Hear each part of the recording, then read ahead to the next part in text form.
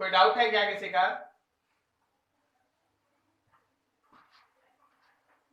नहीं? ग्रेविटेशन में आप लोग क्वेश्चन बनाए, लास्ट डे खत्म हो गया था ना ग्रेविटेशन?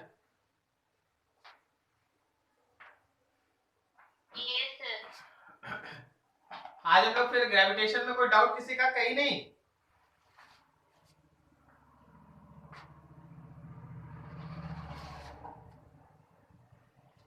चलो फिर आगे बढ़ते हैं next chapter.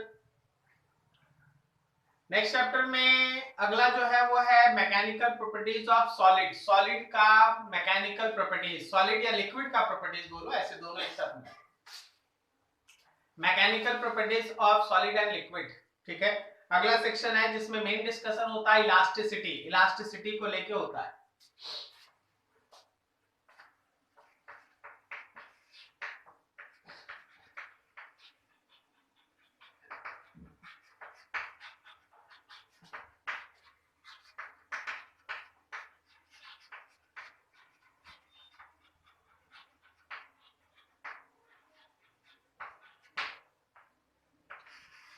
Mechanical properties of solid and liquid.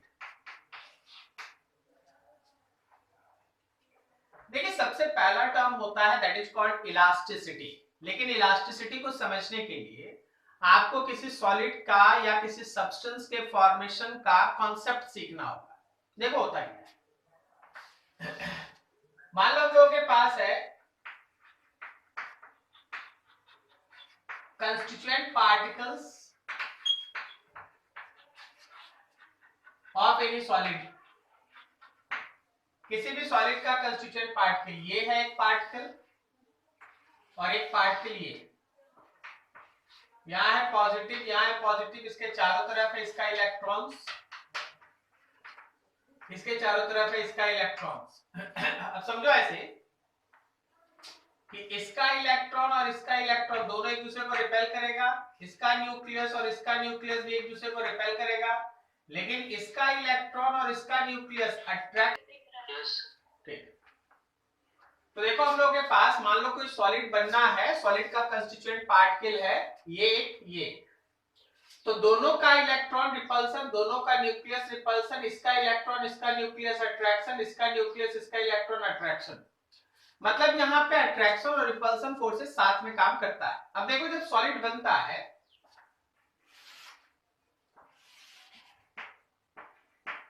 तो फोर्स और उनके बीच का जो डिस्टेंस है, मतलब इन दोनों के बीच का जो डिस्टेंस है, इसके बीच जब आप ग्राफ बनाते हैं ना, then graph is somewhere like that. नीचे वाला फोर्स अट्रैक्टिव फोर्स है, ऊपर वाला फोर्स रिपल्सिव फोर्स है, ऐसा। मतलब जब उनके बीच का सेपरेशन बहुत ज्यादा होता है तो फोर्स नहीं काम करता, obviously they are largely separated, तो उनके बीच कोई फोर्स नहीं होगा। जैसे जैसे नजदीक आता है, जैसे जैसे नजदीक आता है, पहले अट्रैक्टिव फोर्स बढ़ता है, अट्रैक्टिव फोर्स मैक्सिमम होता है, उसके बाद फिर अट्रैक्टिव फोर्स घटता है, रिपल्सिव फोर्स बढ़ता है। लेकिन ये वो जगह है जहां उनके बीच लगने वाला फोर्स जीरो होता है। मान लो ये R0 है, यहां से यहां तक R0। जब आप इसी का पोटेंशियल एनर्जी का ग्राफ बनाते हैं ना, पोटेंशियल एनर्जी और सेपरेशन का ग्राफ बनाते हैं ना, तो ये ग्राफ ऐसे चलता है। जहां पे फोर्स जीरो है वहीं पे पोटेंशियल एनर्जी मिनिमम है। अब चलो ये दो लाइन को जोड़ दो, फोर्स जीरो मतलब इक्विलिब्रियम, पोटेंशियल एनर्जी मिनिमम मतलब स्टेबल इक्विलिब्रियम। क्या सही है? yes, sir. इसका मतलब ये है कि जब सॉलिड बनेगा तो कंस्टिट्यूएंट पार्टिकल्स के बीच का ये सेपरेशन होगा और इसी को आप कहते हैं स्टेबल इक्विलिब्रियम, स्टेबल इक्विलिब्रियम। चलिए समझ गए। तो सॉलिड या लिक्विड या इवन गैस, गैस तो छोड़ ही दो, सॉलिड और लिक्विड लो, तो कंस्टिट्यूएंट पार्टिकल के बीच एक सेपरेशन होता है जहां पार्टिकल्स आके रुक जाता है, उस पोजीशन को आप स्टेबल इक्विलिब्रियम कहते हैं। अब ये बिल्कुल ना सोचें कि पार्टिकल वहां रुका हुआ रहता है, एक्चुअली पार्टिकल क्या होता है, वाइब्रेट करता है, लेकिन उस वाइब्रेशन का जो मीन पोजीशन है वो इसी डिस्टेंस पे रहता है। Is this clear?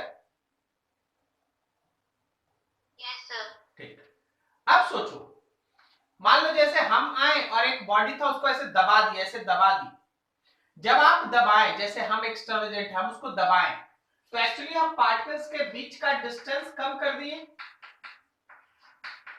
दबाने का मतलब यही है कि पार्टिकल के बीच का डिस्टेंस आप कम कर दिए हैं r0 से। तो देखो, अगर ये डिस्टेंस r0 से कम होगा तो क्या पार्टिकल्स के बीच का रिपल्सन बढ़ जाएगा? हाँ सर। रिपल्सन बढ़ने का मतलब है कि वो वापस से वहीं जाना चाहेगा जहां से आप उसको डिफॉर्म करके लाए हैं। मतलब वो फिर से यहां आना चाहेगा, ये यहां जाना चाहेगा। आप उसको कंप्रेस किए तो वो वापस से वहीं जाना चाहता है। इसी तरह अगर आप फोर्स लगा के पार्टिकल्स को एक दूसरे से दूर खींच दिए, अगर आप फोर्स लगा के पार्टिकल को एक दूसरे से दूर खींच दिए, r is greater than r0, तो अगर आप सेपरेशन बढ़ाइएगा तो देख रहे हैं अट्रैक्शन बढ़ जाएगा। मतलब ये फिर से वही जाना चाहता है जहां से आप इसको हटाए हैं, करेक्ट है? Yes sir. इसका मतलब ये है कि एक बार कोई सॉलिड बन जाए या लिक्विड भी हो, कोई इशू नहीं, तो अगर उसके पार्टिकल को उसके मीन पोजीशन से डिस्प्लेस करें, चाहे आप इलोंगेट करें या कंप्रेस करें, मीन पोजीशन से अगर आप डिस्प्लेस करते हैं तो जैसे ही आप फोर्स हटाइएगा ना, जैसे ही आपका लगा हुआ फोर्स हटेगा, याद रखना वो फिर से उसी मीन पोजीशन पे जाना चाहता है। And this property of solid और liquid is called elasticity. Elasticity is the mechanical property of any solid or liquid or any substance due to which it shows tendency to regain its original shape and size after removal of deforming force. नहीं समझा? फिर से, elasticity is the property of any substance due to which it shows tendency to regain its original shape and size when deforming force मतलब जो बाहर से आप लगा के उसको डिफॉर्म कर रहे हैं, when deforming force is removed, जब आप डिफॉर्मिंग फोर्स को रिमूव कर देंगे तो ये फिर से वहीं जाना चाहेगा जहां से आप इसको डिस्प्लेस करके लाए हैं। Okay? Yes sir. Yes sir. इसी को इलास्टिसिटी कहते हैं। तो इलास्टिसिटी का मतलब ये था, सब लिखाएंगे, हड़बड़ाइए मत। फिर सोचो, इसी का एक रिवर्स प्रॉपर्टी होता है जिसको हम लोग कहते हैं प्लास्टिसिटी। क्या समझा? सर तो रबर जो होता है वो क्या होगा, वो इलास्टिसिटी होगा या प्लास्टिसिटी? आप ही बताइए ना, रबर को खींच के छोड़ते हैं तो वापस आ जाता है कि प्लास्टिक? इलास्टिक। ठीक है, लेकिन दूसरा लाइन भी सुन लेना, नहीं तो मिसकॉन्सेप्ट है। रबर इलास्टिक नहीं होता, वो इलास्टोमर होता है, वो आपको लास्ट में पढ़ा देंगे। लेकिन उसका भी प्रॉपर्टी इलास्टिसिटी जैसा है, जैसे अभी आप बोले। ठीक है? तो कोई भी पर्टिकुलर बॉडी के पास अगर टेंडेंसी है कि डिफॉर्मिंग फोर्स हटाने से वो अपना ओरिजिनल शेप और साइज रिगेन करता है तो ये इलास्टिसिटी है। अगर अपना ओरिजिनल शेप और साइज रिगेन करने का टेंडेंसी शो नहीं करता तो ये प्लास्टिसिटी है। क्या आपको यहां तक समझ में आया? Yes sir. अब सुनो, आप एक है ना, पेन में जो स्प्रिंग नहीं यूज होता छोटा सा, वैसे तो आप कोई भी स्प्रिंग ले सकते हैं, लेकिन घर में जो सस्ता सुविस्ता एक्सपेरिमेंट है, पेन के अंदर का एक स्प्रिंग लेना, उसको थोड़ा सा डिफॉर्म करके छोड़ना, तो वापस अपने शेप और साइज में आ जाएगा। सही है? हाँ सर। Yes sir. फिर थोड़ा और खींच के छोड़ना, वापस आ जाएगा। लेकिन एक लिमिट होता है जहां तक अगर खींच के आप छोड़ेंगे तभी वो वापस आता है।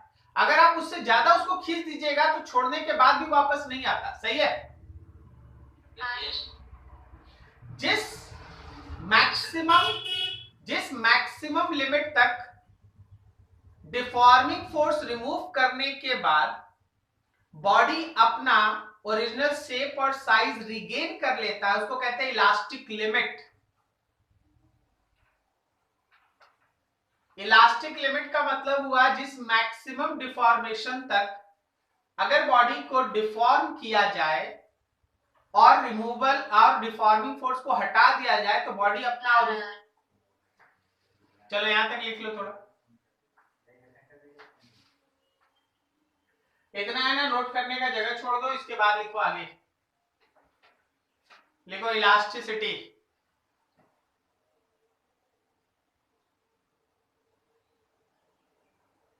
इलास्टिसिटी डैश देके लिखना, that tendency of any substance, that tendency of any substance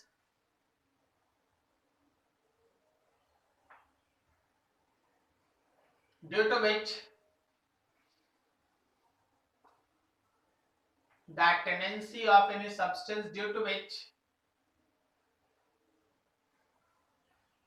it regained its original shape and size, it regained its original shape and size after removal of deforming force, after removal of deforming force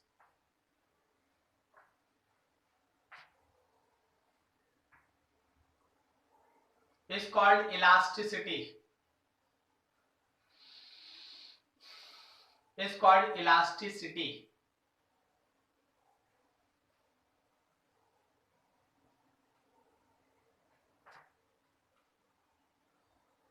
ठीक है,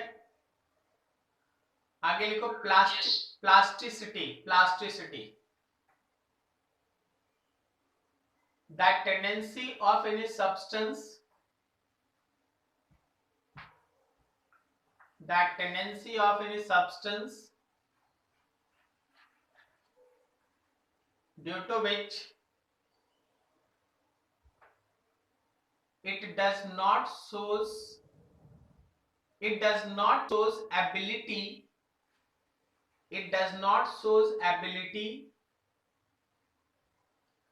to regain its original shape and size, to regain its original shape and size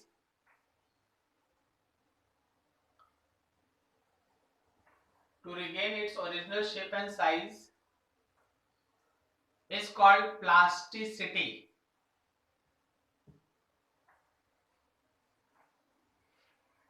sir एक बार और definition थोड़ा दोहरा देंगे sir. Plasticity में बोले, that tendency of any substance due to which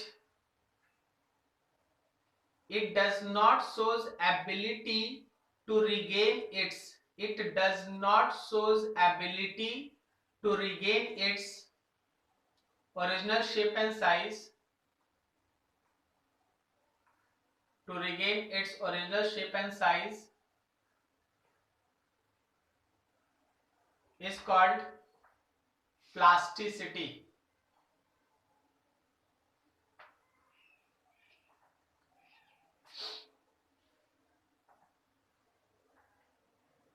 अगला लिखो elastic limit, elastic limit dash देके लिखना, that maximum deformation up to which, that maximum deformation up to which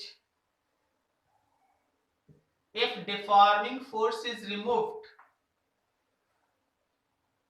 that maximum deformation up to which if deforming deformation, the maximum deformation up to which if deforming force is removed, if deforming force is removed, comma, body can regain its original shape and size, body can regain its original shape and size, comma, is called elastic limit.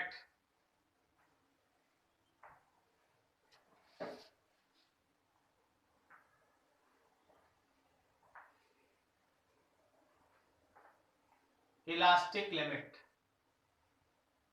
ठीक है,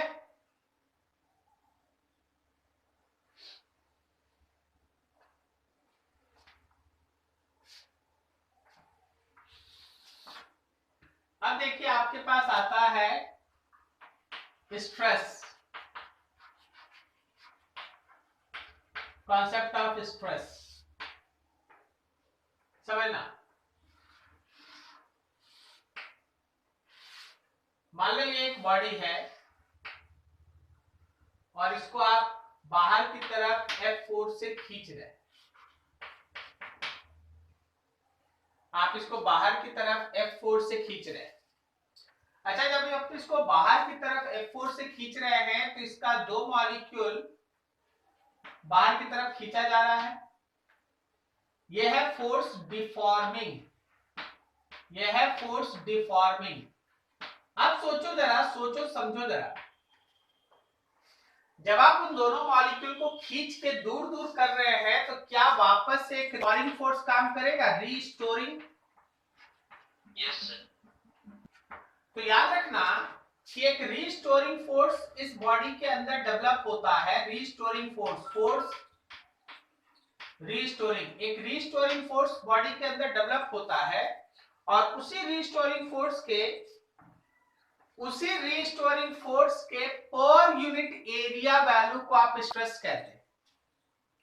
जैसे हम इस chalk piece को अगर हम दोनों हाथ से खींचते हैं तो हम चाहते हैं कि मॉलिक्यूल दूर दूर हो जाए, लेकिन जैसे ही मॉलिक्यूल दूर दूर होता है उसके अंदर एक अट्रैक्शन डेवलप हो जाता है और वो अट्रैक्शन उसको अपने जगह पे बनाए रखता है या वापस ले जाना चाहता है। क्या बोले, समझ में आया?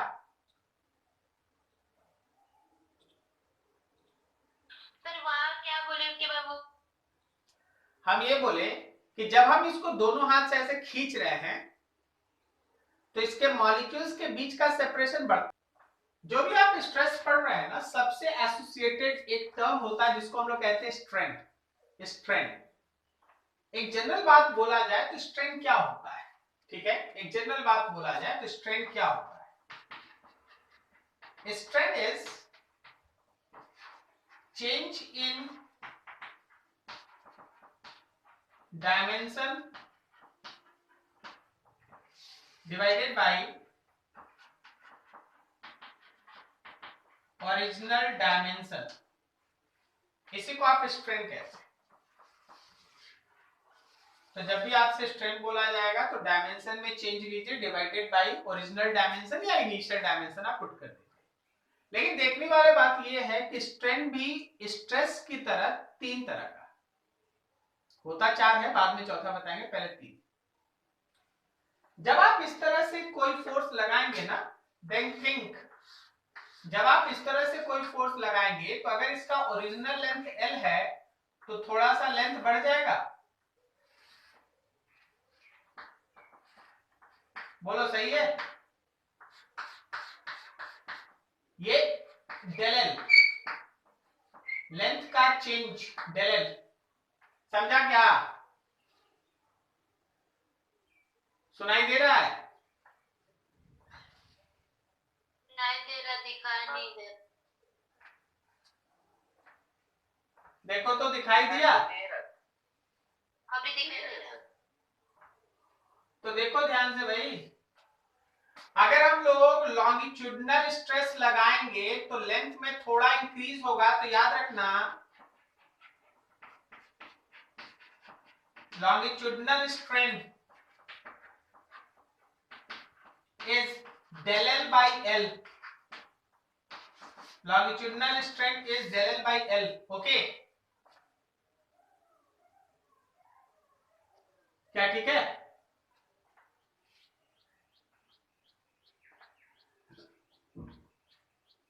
अरे तुम लोगों को दिखाई दे रहा है? यस सर, ब्लर आ रहा है। Yes sir, blur. सर मेरा तो क्लियर आ रहा है। कहा बोले? चलो ठीक है, कोई बात नहीं। अब यहां देखो, नॉर्मल स्ट्रेस, अगर आप ये फोर्स लगाएंगे तो इसका इसका इसका वॉल्यूम थोड़ा घटेगा। हाँ सर। हाँ सर। ये जो इसका वॉल्यूम में डिक्रीज हुआ, वॉल्यूम घटेगा, यहाँ वॉल्यूम सोचिएगा, यहाँ वॉल्यूम सोचिएगा, डेल वी वॉल्यूम का डिक्रीज, तो यहाँ एग्जिस्ट करता है volumetric strain, volumetric strain, and volumetric strain is del V by V. यहाँ लेंथ था, वहां वॉल्यूम है, और लास्ट टर्म में जो हम फिगर बना रहे हैं वो देखना और समझना ध्यान से। इसको थोड़ा एक साइड से देखिए, एक साइड से देखिए, देखिएगा सब कोई ध्यान से। हाँ, तो ये साइड से देखिएगा तो ये फेस ऐसे दिखेगा, मान लो ये एल है। अब सोचो, अगर हम ऊपर वाले फेस को इस डायरेक्शन में एक टेंजेंशियल फोर्स से खींचते हैं, अगर हम ऊपर वाले फेस को उस डायरेक्शन में एक टेंजेंशियल फोर्स से खींचते हैं, तो क्या नीचे वाले फेस के रिस्पेक्ट में ऊपर वाला थोड़ा टेढ़ा हो जाएगा?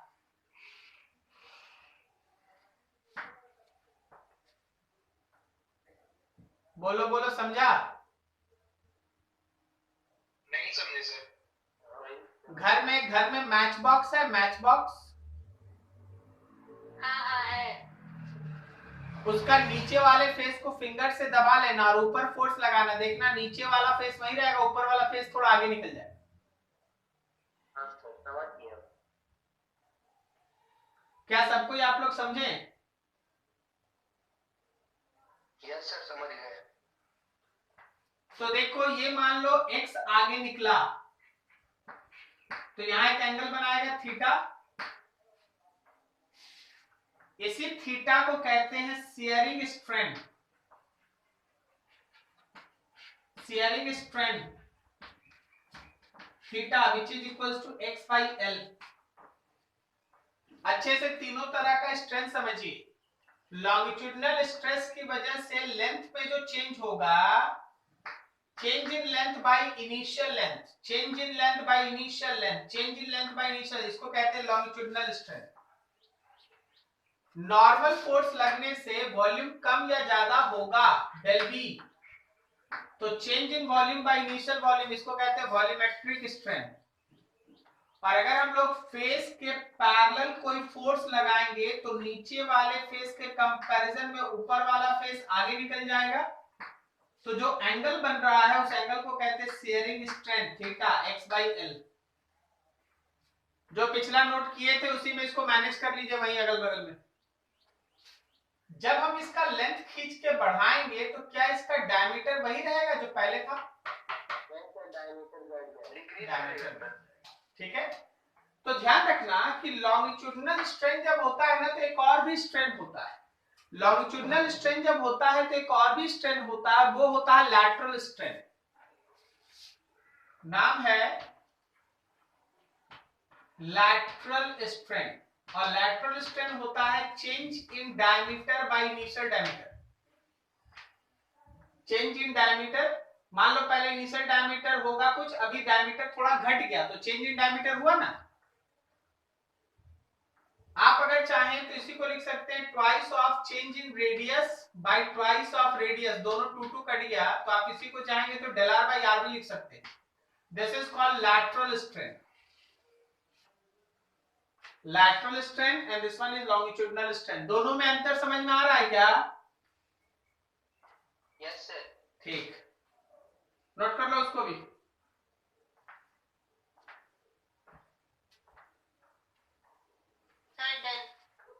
ठीक, तो अभी तक आप बताइए कितने तरह का स्ट्रेस आप पढ़े, सब स्ट्रेस देख लीजिए। लॉन्गिट्यूडनल स्ट्रेस, जैसे ही वर्ड सुनाई दे दिमाग में कुछ आना चाहिए।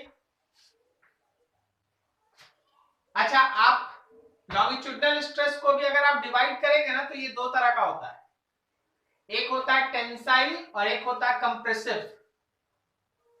मतलब आप खींच सकते हैं तो आप कंप्रेस भी तो कर सकते हैं ना। हाँ सर। अच्छा, सोच के बताना, सोच के बताना। हम एक है ना, एक ऐसा बार है ऊपर, उसको पकड़ के लटक गए हैं, तो मेरे हाथ पे जो स्ट्रेस काम कर रहा है वो कौन सा स्ट्रेस है? कंप्रेस।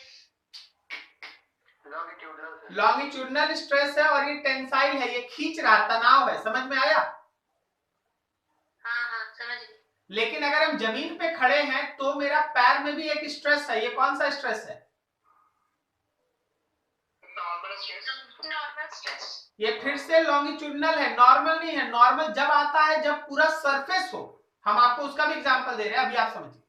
जब हम पैर पे ऐसे खड़े हैं तो मेरा पैर पे जो स्ट्रेस पड़ रहा है वो लॉन्गिट्यूडनल स्ट्रेस है, लेकिन कंप्रेसिव है, दबा रहा है। Yes sir. जब हम ऐसे हैंग किए थे तो मेरे हाथ पे लॉन्गिट्यूडनल स्ट्रेस है, लेकिन वो खींच रहा था, टेंसाइल है। करेक्ट?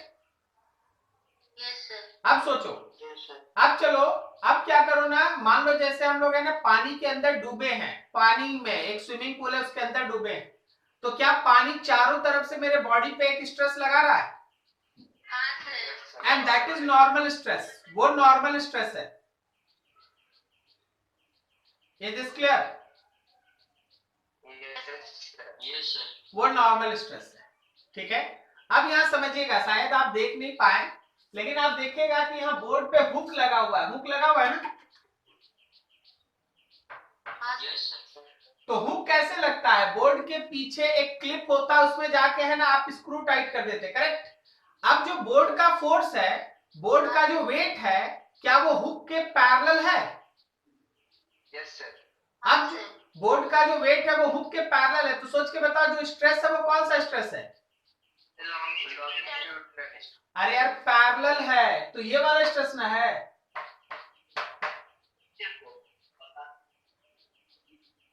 कहां गया सब? सुनाई दिया? हाँ सर। Yes sir. ठीक है, तो आपको ऐसे स्ट्रेस चुनना पड़ता है, आपको ऐसे स्ट्रेस चुनना पड़ता है। ठीक है, और स्ट्रेस के इसी हिसाब से तभी आप फॉर्मूला पुट कर पाएंगे और कैलकुलेशन कर पाएंगे। सो बी केयरफुल। ओके, चलो अब देखो इसका अगला रूल।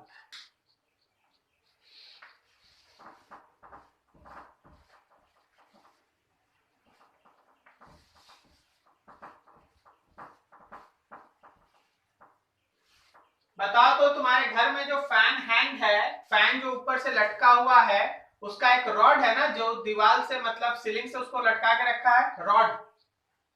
हाँ सर। उसमें जो स्ट्रेस है वो कौन सा स्ट्रेस है? अरे गजब करता है यार,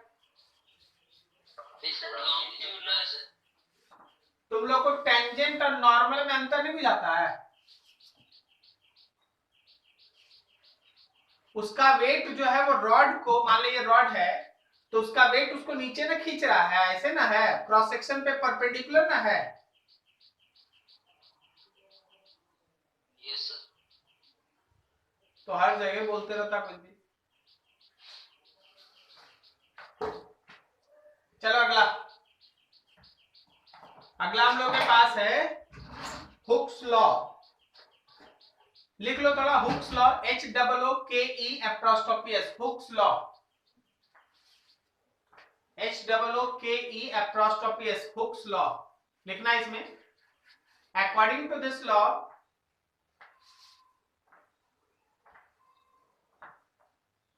according to this law, under elastic limit, according to this law, under elastic limit,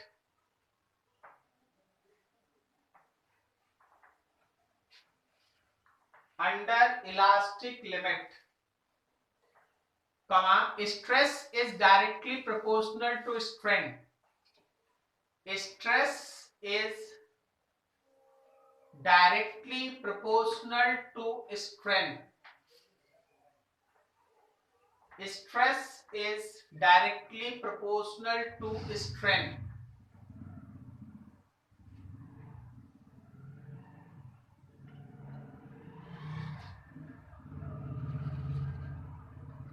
हो गया? Yes sir. Yes sir.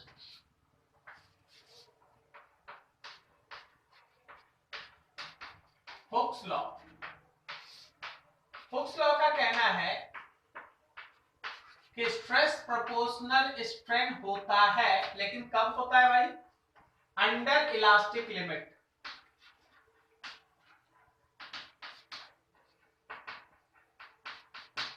आप इलास्टिक लिमिट के अंदर बात कर रहे हैं, then stress is directly proportional to strain. इस लाइन का मतलब ये है ना कि अगर आप स्ट्रेस को बढ़ाइएगा तो जो बॉडी में स्ट्रेस की वजह से स्ट्रेन डेवलप है वो भी बढ़ेगा। अगर आप स्ट्रेस को बढ़ाएंगे तो बॉडी में जो स्ट्रेन डेवलप है वो भी बढ़ेगा। जिस प्रोपोर्शन में स्ट्रेस बढ़ेगा उसी प्रोपोर्शन में स्ट्रेन भी बढ़ेगा। Stress is directly proportional to strain.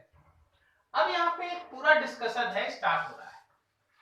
मतलब आप लिख सकते हैं ऐसा, stress is equal to some constant into strain. तो क्या हम उस कांस्टेंट को लिख सकते हैं ऐसा, स्ट्रेस बाय स्ट्रेन। कांस्टेंट को लिख सकते हैं ऐसा, स्ट्रेस बाय स्ट्रेन। ठीक है, where k equals to coefficient of elasticity. इसको कोएफिशिएंट ऑफ इलास्टिसिटी कहते हैं, इसको मॉडुलस ऑफ इलास्टिसिटी भी कहते हैं। ठीक है, कोएफिशिएंट ऑफ इलास्टिसिटी या मॉडुलस ऑफ इलास्टिसिटी आप कहते हैं। अब जरा सुनिएगा बहुत ध्यान से। आप ऑलरेडी पढ़े ना, स्ट्रेस 3 तरह का तो स्ट्रेन भी 3 तरह का। Yes sir. लॉन्गिट्यूडनल स्ट्रेस तो लॉन्गिट्यूडनल स्ट्रेन, नॉर्मल स्ट्रेस तो वॉल्यूमेट्रिक स्ट्रेन, शेयरिंग स्ट्रेस तो शेयरिंग स्ट्रेन। पढ़े ना तीनों? तो 3 अलग अलग तरह का ये कोएफिशिएंट ऑफ इलास्टिसिटी भी 3 अलग अलग तरह का होता है। कोएफिशिएंट ऑफ इलास्टिसिटी भी 3 अलग अलग तरह का होता है। सबसे पहला है, वो कहलाता है यंग्स मॉडुलस। इसको हम लोग कैपिटल वाई से रिप्रेजेंट करते हैं। और यंग्स मॉडुलस क्या होता है, वो होता है longitudinal stress by longitudinal strain. मतलब Young's modulus is equals to force by area divided by del L by L. आपको याद आ रहा है जब हम लोग एरर, यूनिट एंड डायमेंशन ये सब पढ़ रहे थे तो ये सब नाम आ रहा था? यस हाँ सर, आया था सर। तो देखिए ये फिजिक्स का विडंबना है कि पढ़ाना यहाँ है और नाम शुरू में आता है। तो स्टूडेंट्स को क्या लगता है कि सर हम ये नहीं जानते, हम वो नहीं जानते, हम वो नहीं जानते। आप कहां से जानिएगा, आपको पढ़ना अभी है। तो ध्यान रखिएगा, it is force into length by area into del L. ये है यंग्स मॉडुलस का फॉर्मूला। यंग्स मॉडुलस का फॉर्मूला। अब जरा दूसरे टर्म पे गौर करो। सेकंड होता है बल्क मॉडुलस।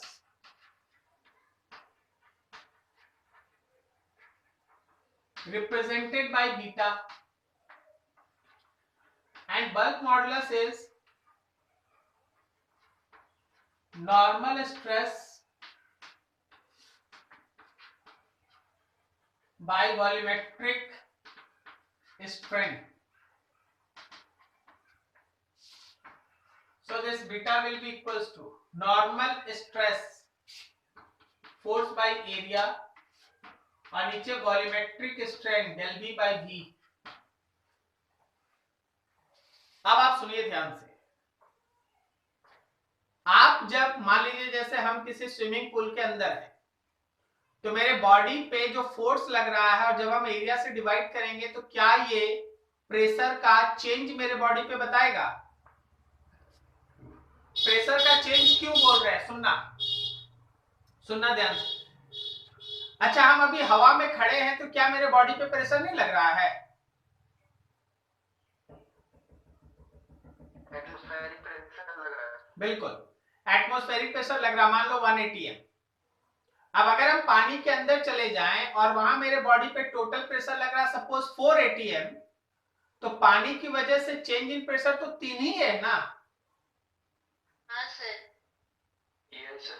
तो याद रखना कि जो F by A होता है वो एक्चुअली डेल P होता है और नीचे है डेल V by V। पहला आप बात समझे कि F बाई ए को हम वहां डेल पी लिखे, change in pressure divided by del V by B, change in volume by B. बोलो बोलो, समझा? Yes sir. आगे सुनो, अभी अभी थोड़ा है इसमें कंफ्यूजन है, इसको धीरे धीरे खत्म करें।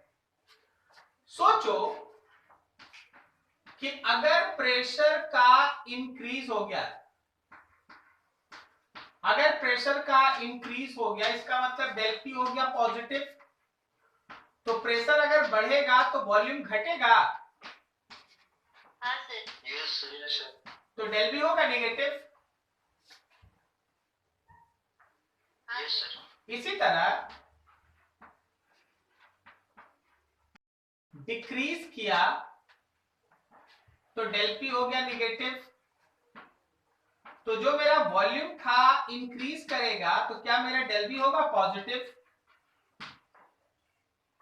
Yes sir. मतलब इस डिस्कशन में हम तुमको यही बताना चाहते हैं कि दो टर्म है मेरे पास, एक है डेल पी और एक है डेल बी। एक है मेरे पास डेल पी और एक है del B.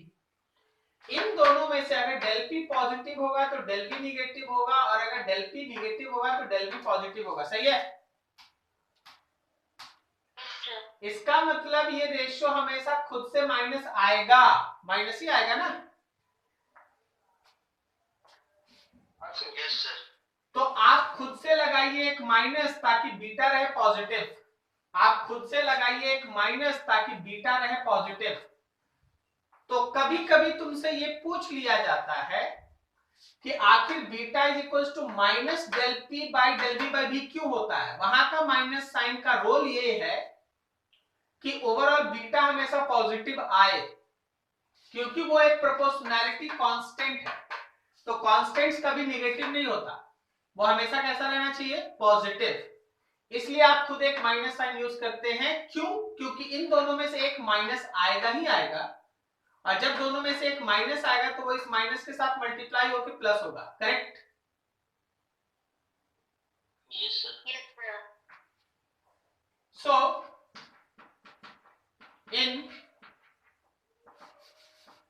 in equation of beta, negative sign is used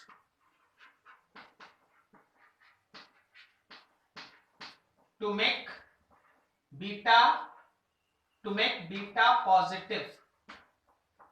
तो हम लोग है ना वहां पे एक खुद से माइनस यूज करते हैं ताकि बीटा पॉजिटिव रहे। ऊपर से नीचे तक देखो, कहीं किसी को डाउट? तो इनके बाद क्या लिखे हैं? So in equation of beta, negative sign is used to make beta positive.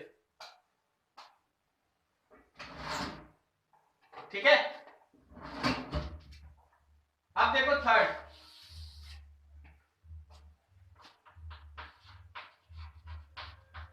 है शियर मॉडुलस, या इसी का दूसरा नाम है मॉडुलस ऑफ रिजिडिटी।